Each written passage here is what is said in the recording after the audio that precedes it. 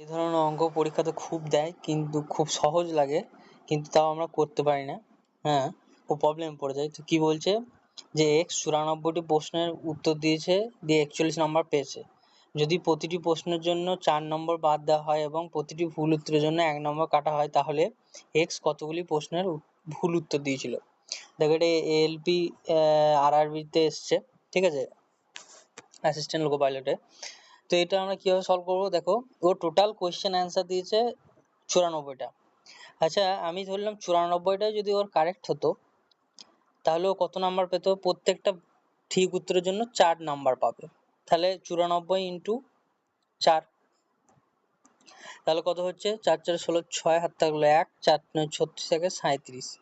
তাহলে অ্যাকচুয়ালি ও 376 পাওয়ার কথা যদি 94টাই সঠিক হতো, কিন্তু ও পেয়েছে কত? বলেছে 141 নাম্বার।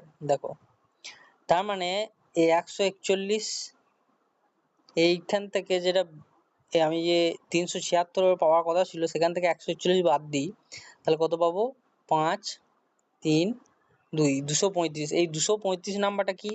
এইটা তাহলে ওর নেগেটিভে বাদ গিয়েছে, নাহলে তো এটা পাওয়ার কথা ছিল।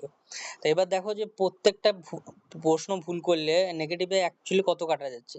দেখো, একটা কোয়েশ্চেন যদি ও ভুল করে তাহলে 4 নম্বর তো পেলোই না, কারণ একটা প্রশ্নের জন্য 4 নম্বর ছিল। আবার এক্সট্রা 1 নম্বর কেটে নেওয়া হলো, মানে টোটাল 5।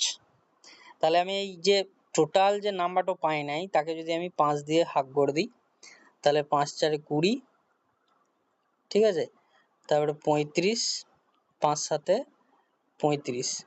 তাহলে পুরো কতগুলো মানে ভুল করেছিল, ঠিক আছে, সেটা পেয়ে গেলাম।